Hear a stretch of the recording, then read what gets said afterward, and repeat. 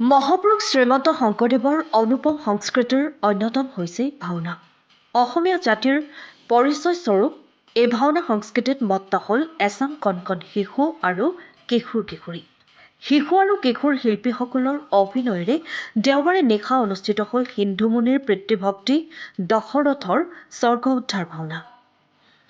যি সময়ত নৱপ্ৰজন্মক অপসংস্কৃতিৰ প্ৰতি ধাবিত হৈছে, সেই সময়ত শ্ৰীকৃষ্ণ দশৰথৰ সিন্ধুমুনি আদি চৰিত্ৰত নিখুঁত অভিনয়েৰে অগণন দৰ্শকক মুগ্ধ কৰিলে এইসকল নৱপ্ৰজন্মৰ শিল্পীয়ে।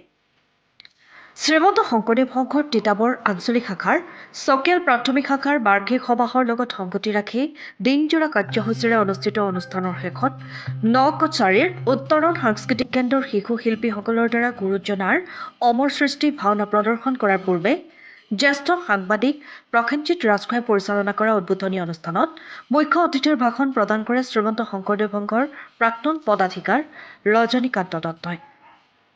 সংঘৰ প্ৰাক্তন প্ৰধান সম্পাদক বাবুল বৰাই শুভ উদ্বোধন কৰা অনুষ্ঠানত বিশিষ্ট অতিথিৰ ভাষণ প্ৰদান কৰে তিতাবৰৰ বিধায়ক ভাস্কৰজ্যোতি বৰুৱাই।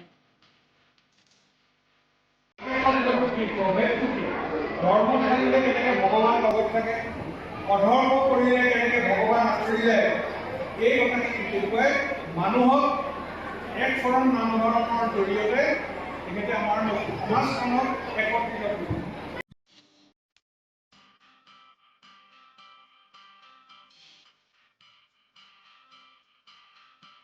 তিতাবৰৰ পৰা প্ৰসেনজিৎ ৰাজখোৱাৰ ৰিপৰ্ট, টাইম অফ আছাম।